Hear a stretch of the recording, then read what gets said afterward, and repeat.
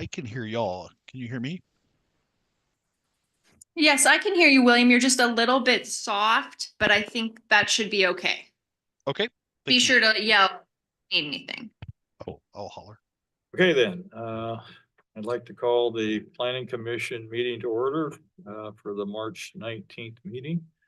And Megan, if you will do a roll call. Yes, thank you. John Marshall. Here. Jerry Bainey. Here. Marissa Doyle. Here. William Wood. Here via Zoom. And Counselor Liaison John Lehman is also present. We do have a quorum. And Seth Clark and John Derby are absent. That's correct. Okay. All right, next up is review of the agenda. So I'm going to turn that back over to you, Megan. I don't have any changes to the agenda tonight. And I don't see anybody here present that wants to give public testimony. So, or do you have anybody signed up? No, no one is signed up for testimony tonight. Right. So turn it back over to you for your presentation. Okay, great. So tonight I'm going to give an overview of the long range planning items that the planning department is working on right now.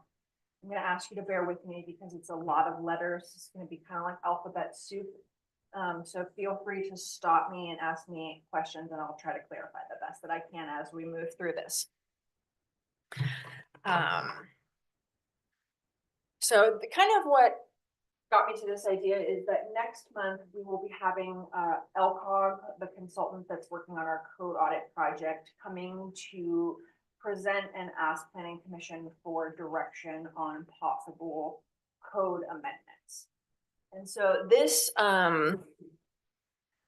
all kind of starts with Coburg's membership in the Central Lane MPO, which is a federally designated metropolitan planning organization.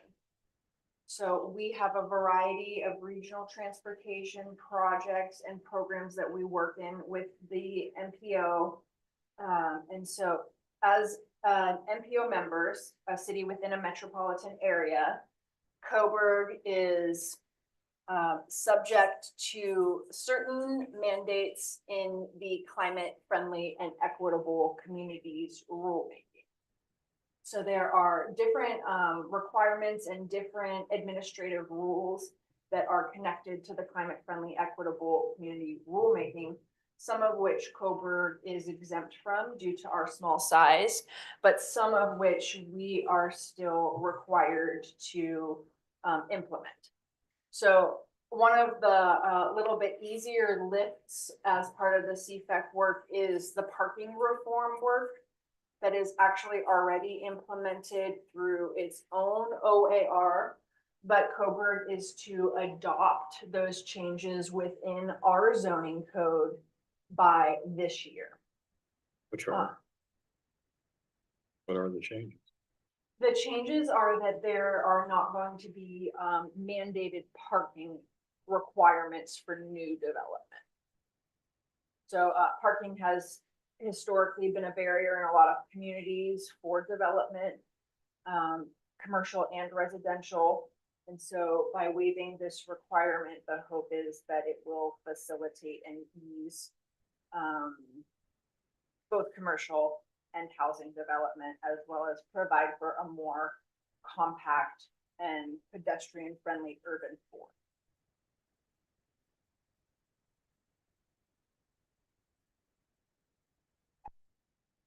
So we will be, which some of you may recall this conversation, and it's something Coburg has already had just for the central business district for a number of years, that there are not parking minimum requirements for new developments. So we kind of have a lot in line going on with this rulemaking as is, but this is officially, we will need to implement the actual changes. And Coburg has received support from DLCD on the language that will need to be changed to come into compliance with the parking reform. One of the other easier pieces of CFEC, more straightforward, I should say, is EV charging readiness. So, new development also needs to provide empty conduit, so not necessarily the charging itself, but there needs to be conduit for future EV charging to be installed in new parking lots. And this is also, now in the Oregon State Building Code. So you'll see that applied through both our land use approval process and the building code approval process. Yes. So the parking requirements, if there's no no minimum parking requirements, how does the EV get implemented? So just because there are no parking requirements does not mean parking won't be built. The Yeah. idea is that it will be market demand parking.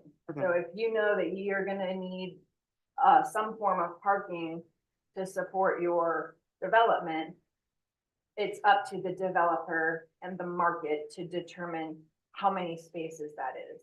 And if it's proposed that a parking lot of a certain size is gonna be built, then it will need to meet these requirements. But if the developer chooses to do a minimal or no off-street parking, then the requirements for the EV just wouldn't apply. So it's specific for new parking lot development.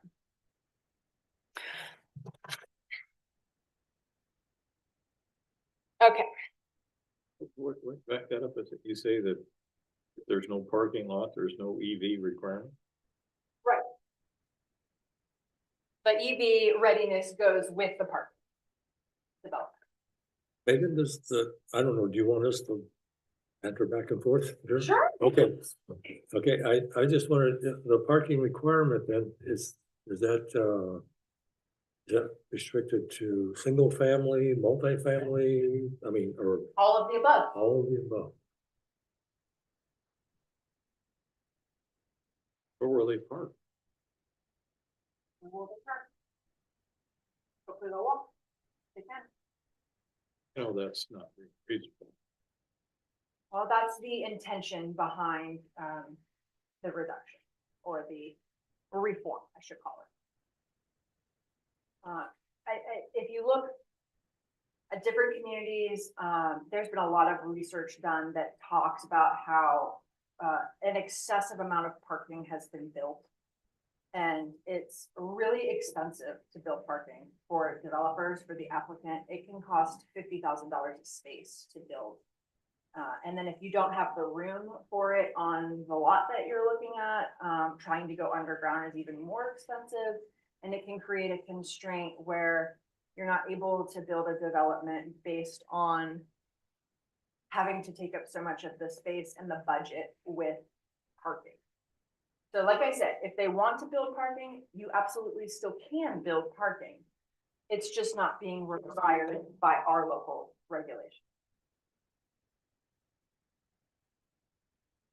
Well, the newer subdivision that have just been built, Mhm. there's on-street parking, but they've parking bays where people park and can. So those wouldn't have to be built, is that what we're saying too? The parking that is on street is city parking, so that's public right of way. So that will be required. That is something that is typically part of Coburg's road design standards. Not that it will apply in every case, but I think you will continue to see on-street parking being developed. You see the problem developing. As far as I'm concerned, especially on the business one, But business side of things. But then the businesses, if they can't have a place for their customers to go to park, then they have no business. So it's, they'll put parking spaces in there Correct. just because they want a business. Say that again? So if the businesses know that they need to have a place for their customers to park, otherwise they're not gonna have any business. So they're gonna put parking anyways. They're just not gonna mandate how many spaces they have to put in for business. Exactly, and that's kind of the idea But the behind the other market issue- driven. Yeah, Issues, especially in Coburg and smaller towns, the fact that they'll end up parking in the residential area, walking to the businesses. But that is public right right of way. away. That's right, and so.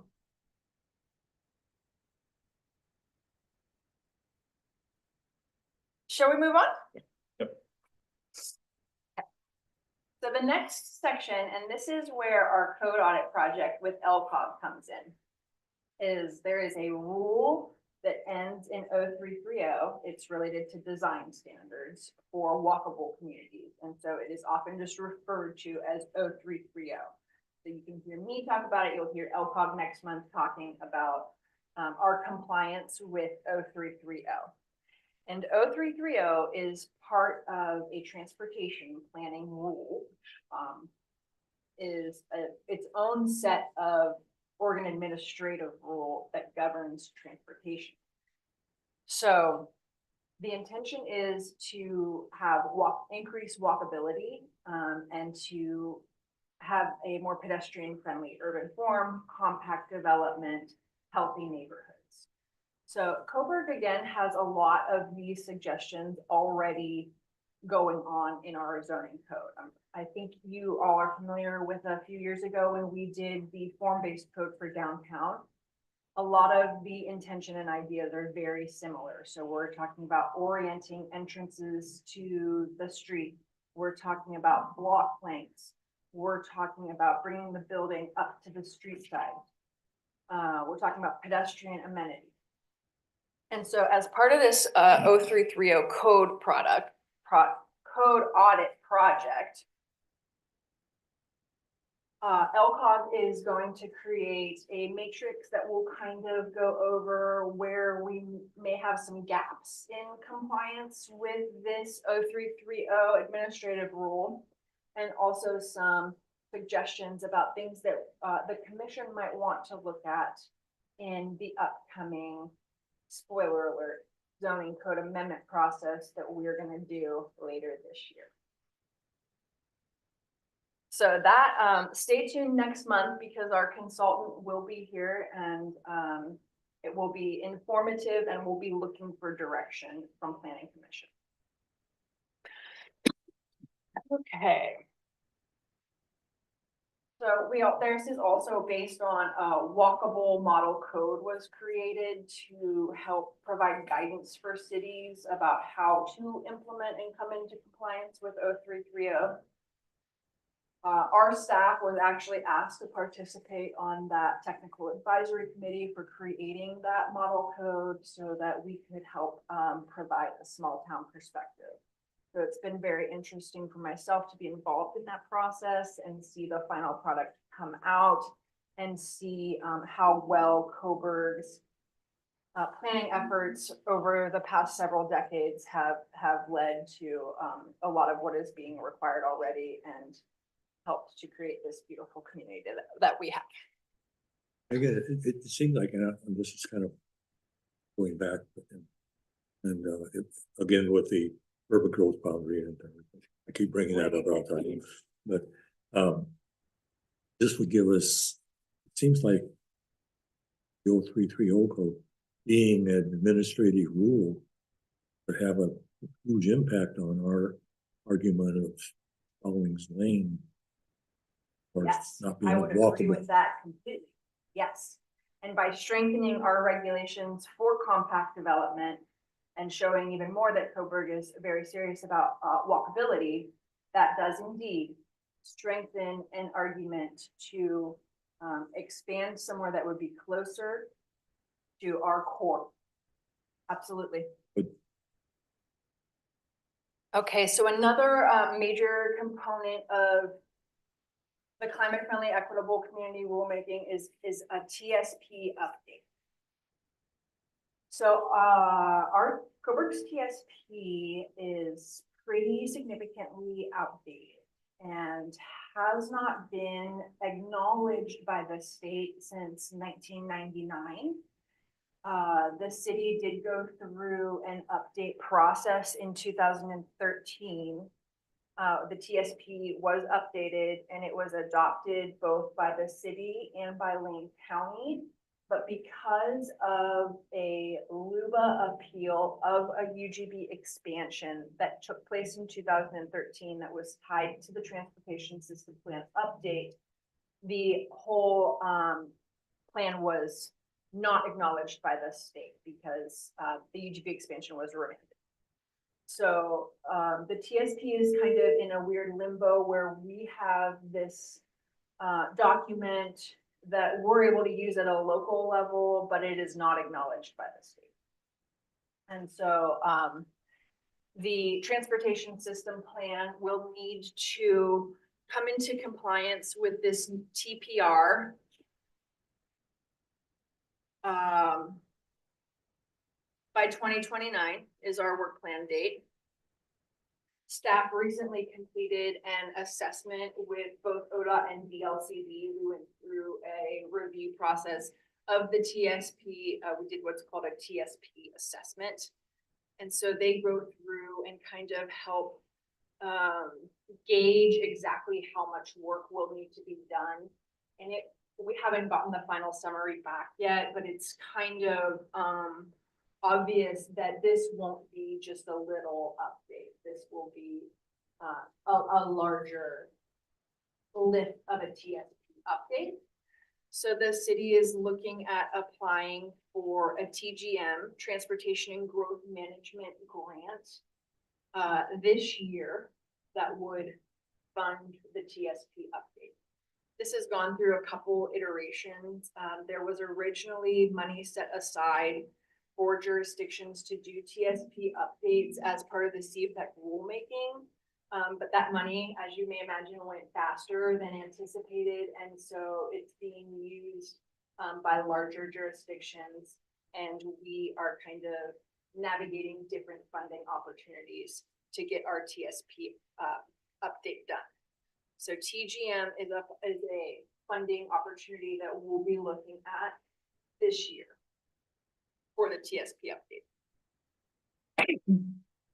The other, not related to the Central Lane MPO, but we are going to try for a grant for the buildable land inventory again. We applied for this grant last year, but were not awarded.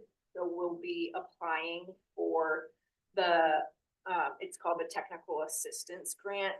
We'll be applying for that this year as well. And the buildable land inventory looks at the current supply of residential, commercial, park, all different types of uses, and how much land that is developable is available currently within our UGB, and looks at how much may be needed to provide for housing and employment for the population over the next 20 years. So once that BLI does take place, we're hoping it's this year because that document is also badly outdated. That will eventually feed into UGB expansion conversations. Which will, as Commissioner Bainey mentioned, we can use these land use regulations and this transportation planning to kind of inform our analysis of different areas where we might grow.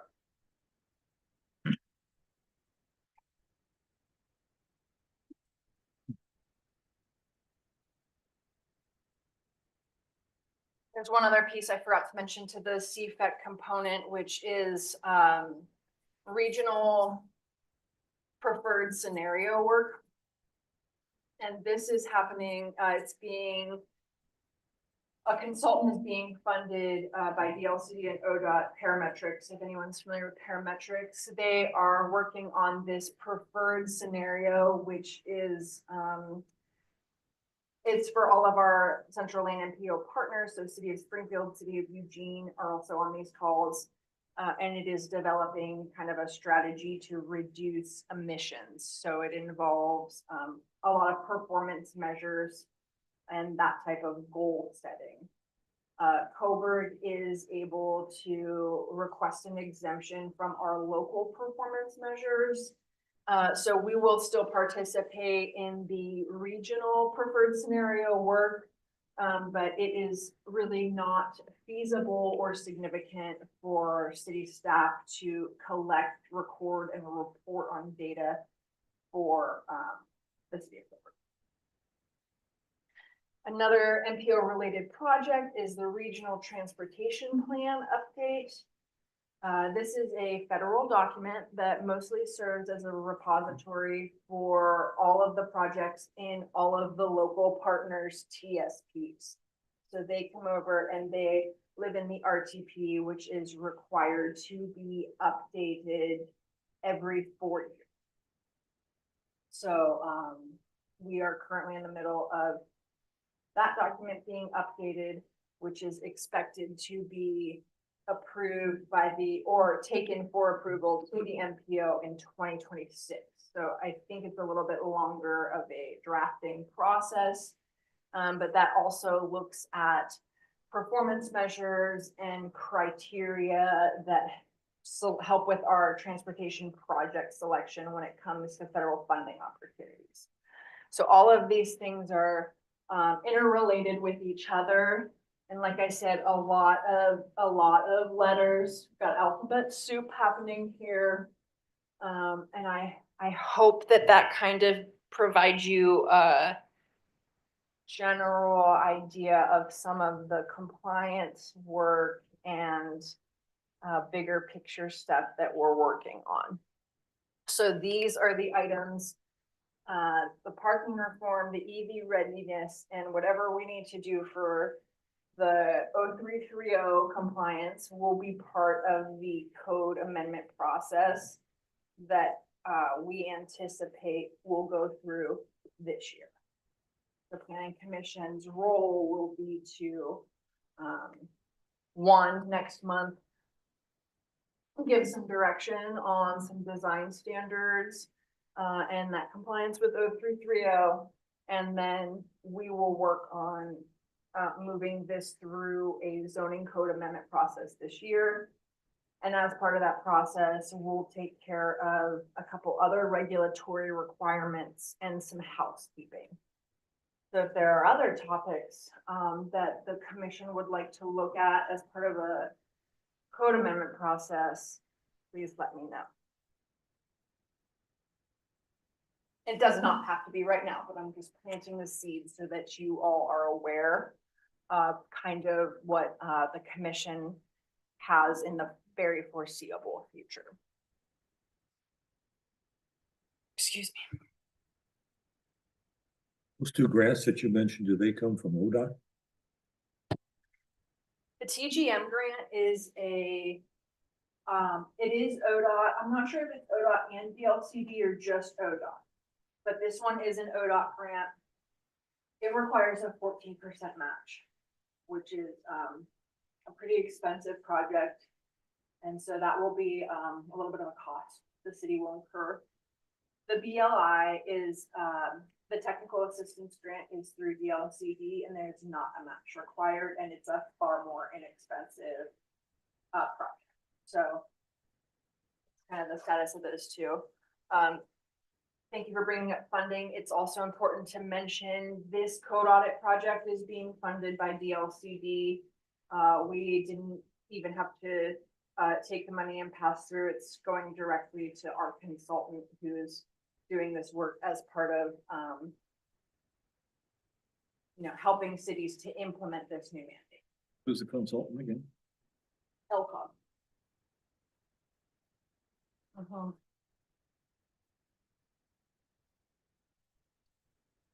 William, any questions? Can you hear me okay on that end? Excellent.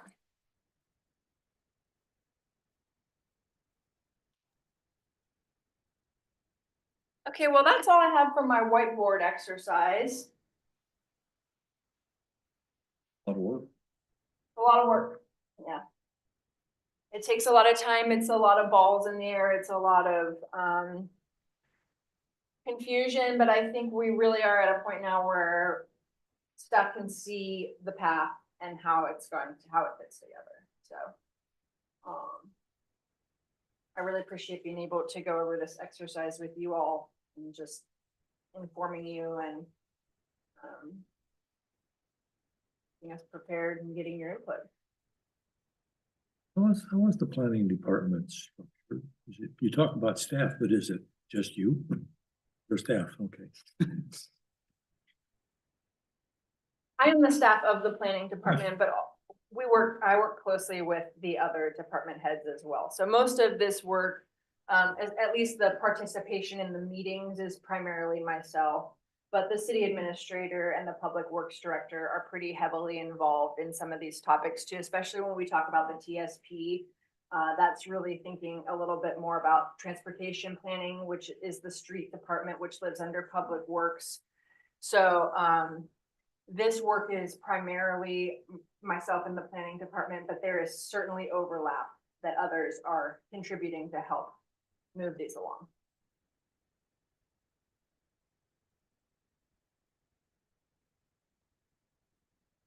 The other thing that we'll be looking at for the code amendment process that's coming up is whether or not we need to implement anything for the FEMA pre-implementation compliance measures that I talked to you all about a few months ago.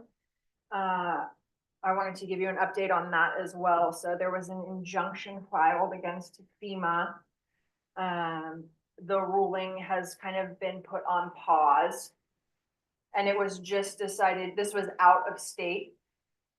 And it was just, I just heard 2 days ago that there was an environmental group in Oregon that wanted the case to be heard in Oregon because there's another very similar case already being heard in Oregon. And if they both came out with different rulings, it would be really difficult to uphold either one.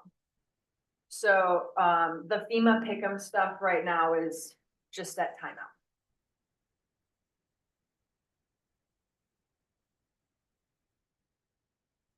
We'll also be looking at some things related to Senate Bill 1537, which has to do with housing production.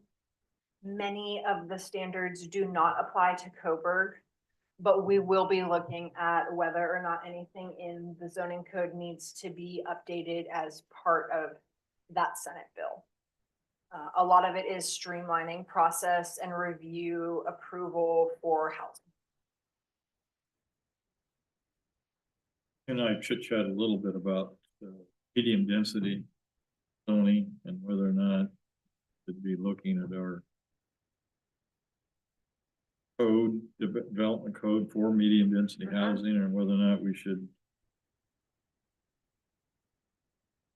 give some leeway or take a look at the codes if somebody was to come in with a plan to put in medium density housing, particular area, to look at our codes, whether or not we can adapt those codes to meet that, and maybe look at street designs and parking, no parking, no public right of way, that kind of stuff. Narrow the streets down to allow more homes on particular tracts of land and the street standards kind of fall both in our zoning code and in our TSP, but the medium density is most certainly something that we could start looking at as part of this process. I think there are a couple different ways to go about achieving that. Rezoning property into a medium density zoning would be a separate process. But if we wanted to add some different housing types as allowed uses in our traditional residential zone, because currently duplexes are pretty limited. It has to be a corner lot. It has to be at least 10,000 square feet. Each entrance has to be oriented to a different street. And no triplexes, no multifamily is allowed in our traditional residential. So one way outside of a rezoning process, one way could be that if the planning commission wanted to recommend adding some different housing types to our allowed uses could be a possibility. And that's similar to what the missing middle housing legislation that Coburg is not required to meet. It's for larger populations, but it's a very similar strategy. And looking at kind of that missing middle, which is in between a single dwelling unit and an apartment building. So what are other types of housing that might be more compatible in these primarily single family dwelling unit neighborhoods? So looking at duplexes, looking at triplexes. I do think there has been just from my few years here, I've seen quite a few ADUs built, and I think that code was done relatively soon before I got here. I imagine it's somewhat new. But I have seen a number of those applications come in.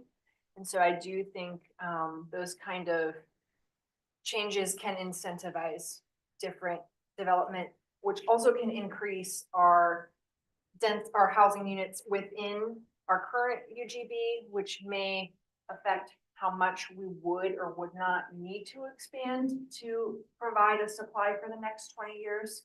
So you look at these infill opportunities, you look at some of these vacant lots, and you think, how many could we, based on current regulations, fit here? And if you can fit more, then you don't have to go out. So there are, of course, pros and cons to both. Staying compact is also incredibly important for infrastructure costs. So that's another thing that kind of ties into us really promoting this compact development. Is it helps with efficiency for our water, wastewater, roads. So like I said, even though these are kind of just the starting points, these do definitely trickle into a lot of other departments.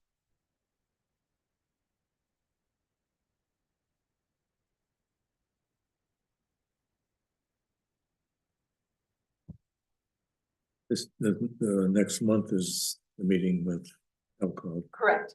April 16th. April 16th. I would hope we could have a full planning commission meeting, full membership Yes. at that meeting.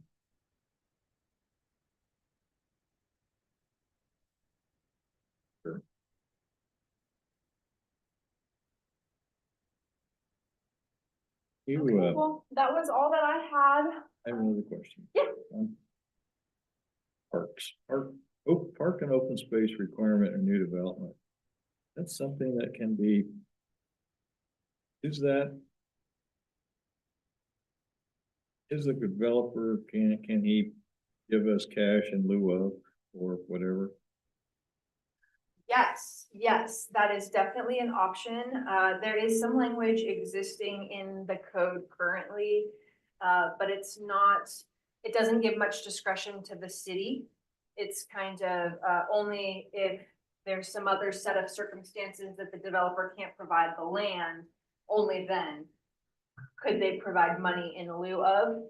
But I think that the suggestion of looking at strengthening the language so that the city has more discretion on requesting the funds instead of the physical land would be a great item. No, talking a little bit about the new development. Park and open space there, not change it, but so close to our existing parks that seems redundant to, and then plus we talk about costs, public works costs, maintain that after, keep it up, to equip it, Absolutely. to do all that, whether or not it would have been better to tell the developer, yeah, use that money to get capital improvements on the existing parks that we've got. Let him have those 2 lots or 4 lots or whatever, I don't know. That kind of stuff. Absolutely. I think that could provide a lot of benefit to the city, especially as you know, our operations and maintenance costs are rising, and like many other jurisdictions in the state, general fund is struggling to keep up with the increased cost of personnel, construction, everything else that's happening right now. So it would also give the city some more control about maybe it makes more sense to have a park in a different location. Yeah, I think that is I something that get, is I worth get the looking at. fact that it can't, money could not go into maintenance and operations of it. I think you're probably right about that. I think it could be able to go to capital Capital improvement. improvement or land acquisition Right. probably is what that would be limited to. I'm just gonna write these ideas What's down. that? I'm glad you brought that, as I walk through that subdivision, I see are those lots designated for park? Park and open. The ones that are open towards the center? Yeah, Yeah, wondering why, because he's gone outside the boundaries and found vacant lots, and that's where he's developing them now. Weicker has. yes. And I thought, and right there, why don't you use them there? Right. So, Well, that's, okay, So those that's are the the reason. required open space dedication. okay. But I'm sure right now, the current residents would love to have that because they'll have little kids. And that, Yeah. right there, but hindsight, it'd always been a lot better not to do that. So they good capital improvements. Park where encourage those, let those kids come in that park, better facility. That's what I'm looking at, is some way that we could reword the development code so it would give a little bit more discretion to the city as far as, instead of just setting aside pieces of property that now we have. And we have difficulty maintaining them. I think that's spot on.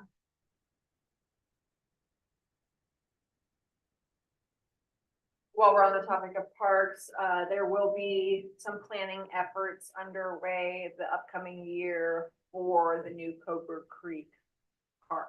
So stay tuned if you'd like to provide input on what that might look like. Cobra Creek Park, that's that property.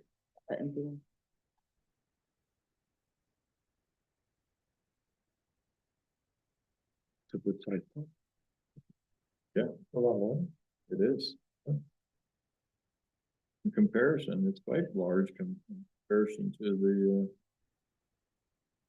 subdivision over there on the freeway. Hey, That's interesting. I'm not sure. There's a ratio provided. I understand. Yeah. I'm not sure what the ratio was for either one. Weicker did dedicate just a slight bit more than was required.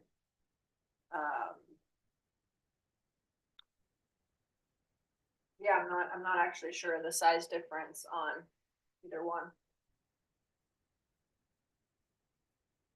Name of that park, but whatever it is. Johnny Diamond, A real headache for the city. it's had some maintenance issues, yeah. Anyway, that's just my thoughts. Great. Anything else? They go to the order? Just have a question about old business. We approved an extension for the gentleman that wants to build the restaurant slash, That expired. yeah, so has it, what's the status of that then? The approval has expired. So it's back to the square one. We'd have to reapply when he wants to. Correct. Correct. They forego the application fees and all that, right?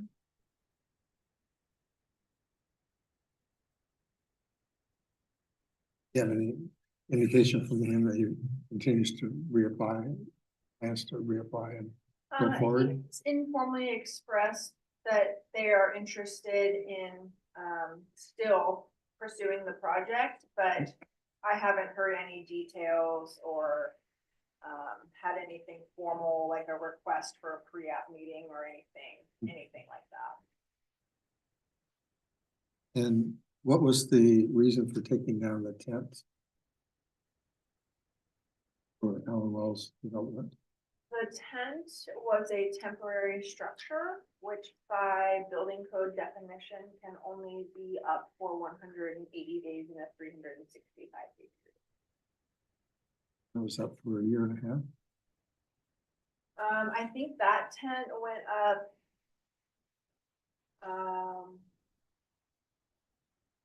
They switched tents last summer. Or it could have very well have been up longer than the 180 days, but, once the building official was involved and issued, the letter, it was just not necessarily a matter of getting on a number of days, but just seeing a path forward into compliance. And is there a waiting period that it can be reapplied? It can be 180 days in a 365 day period. So whatever the gap there is, Mm. theoretically this fall, after that, whatever the needed amount of time has passed is, it could potentially be reconstructed, re-put up.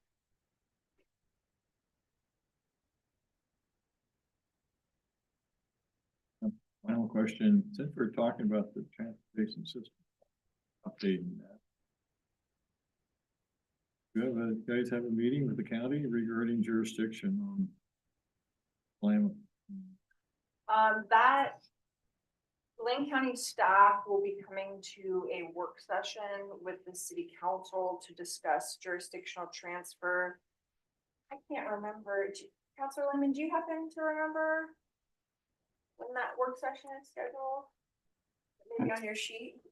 Well, we have work session March 25th. It's on Lecter Street with three What's E's. this one? I want to say it's June or July. Oh, there we go, July. They're coming in July. Their money? That's to take, the city to I take, think that they, yes, they want the city, that's the reason they're coming? the reason that they're coming, actually staff asked them to come because there have been a lot of discussions amongst staff, but city council hasn't really heard this issue. And so it's just more appropriate that the city council is the one the decision maker that is informed and decides whether or not that's a good idea. Right, good enough. Good, you guys good? With the order? Wood's got his thumb up, attaboy. With that, unless nobody else has any updates, you got anything else to add? I think that's all I got. Okay. So do we have homework before the next session or no? Not hard homework per se, but just kind of be thinking about as we're entering the code amendment process. Is there anything you've noticed that maybe could use an improvement or? And then come to that meeting with that. It doesn't necessarily have to be this April meeting. In April, we're just really gonna be working with the consultant with LCOG. Okay.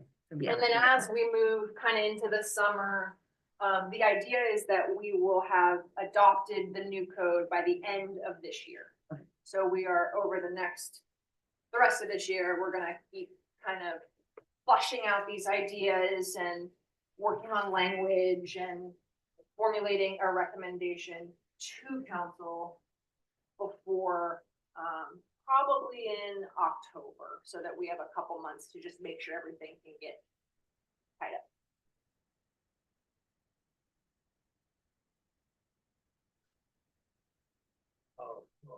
I'm just thinking about that, the jurisdiction of the Klamath. That doesn't do Pearl.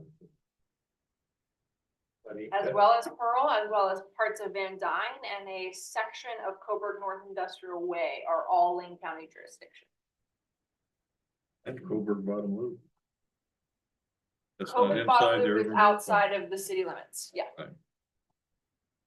That's not gonna be ours. That could be. Burden, you have to take over maintenance and levy, with all the heavy truck traffic that goes up and down.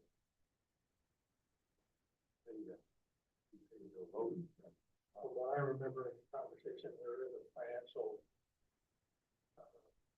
First for the county, for the city.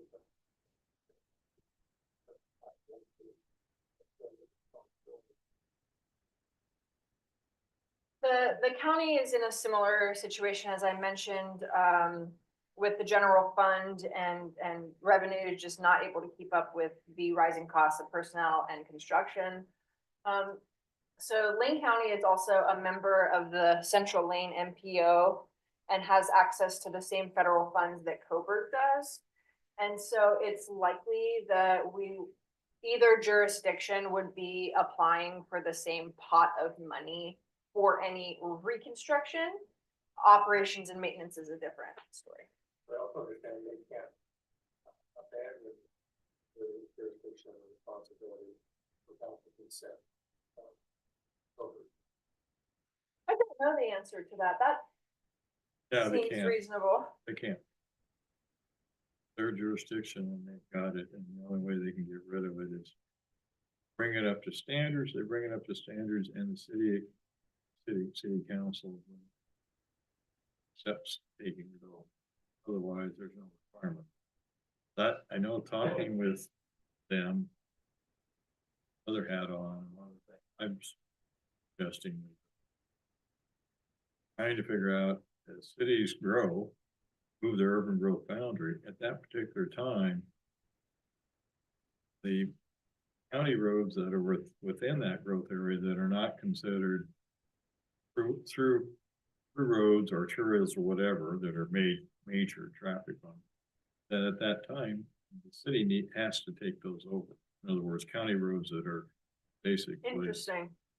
well, to me, it makes sense. Mhm. You know, you just can't have the city, move their urban growth boundary and incorporate several county roads that are not thoroughfare, and there are a number of them, Mhm. and then let the county maintain the city streets for it. Yeah. I think that's wrong. Yeah. I think And It the is. county has something like, is it 1,200 miles of roadway? It's an immense amount of miles of roadway that the county They is have their responsible for. issues, we have our issues. Correct. We call each other partners, but we're not really. Just from a council perspective, in terms of the discussion for the last 5 years I've been on council, I've really, the only advantage that council has thought to entertain doing it was having more control over the speed limit. But a lot of council members never felt that that was justifiable to do anyway for that purpose alone. And the monetary exchange is not really sufficient to. Well, even then, you really cannot just because you took over jurisdiction does not give you just, okay, I can work down to 15 miles an hour. No, you still have to abide by certain highway engineering rules and standards or something for particular streets. You have to have some reasoning for that. And That's that's what- correct. And they did pass some legislation that's, I think cities can control speed limits with a little more flexibility on local roads, Right. but Pearl and Willamette are not Right. local. So local that routes. did lower according to. Yes, So Willamette what is, did it go from and to? well, it was 25, it's now 20, The reason why, not Yeah. Pearl Street. That's still 35. Correct. the reason why is because it's in the business district and therefore it could met the standard that it could It be. qualified as a business district, which looks at consecutive business frontages, business density, essentially. Right. And we just don't have that same business core on Pearl Street. And I may have missed a meeting, but was that a council decision to go from 25 to 20? It was a recommendation of the Transportation Safety Ad Hoc Committee. That package Okay. of recommendations was approved for staff to pursue by the council. So it was kind of a both the ad hoc and council. I know that I've talked to city manager. Like to hear why the county put their logic and justification on Pearl. we're not dropping that speed limit down after it goes by the truck stop and the subdivision, why that didn't qualify. I think that we have reached out to find that information, but have not heard Correct. back from the traffic engineer as to that reason. It does not qualify as a business district, but outside of that, I'm not sure what the parameters for So was speed there setting a are. formal request on that or was it a conversation?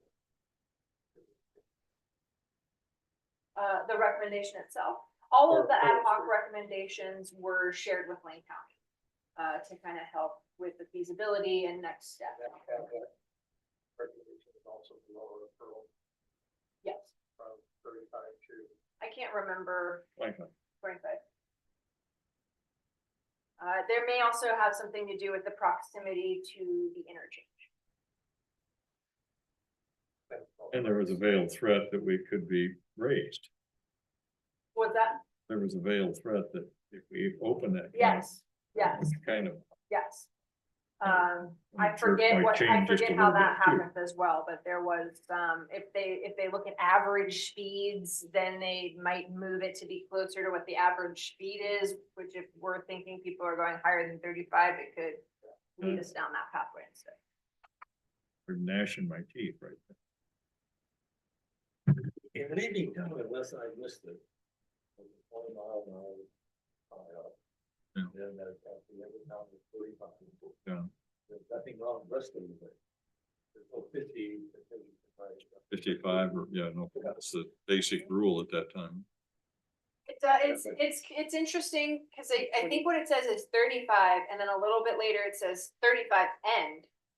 But it doesn't give you the suggestion for the new, All the way through the river. that's correct, I've noticed that also. All right, with that, I'll close the meeting. Okay, we're gonna adjourn at 6:55. Thank you. Thank you, everybody.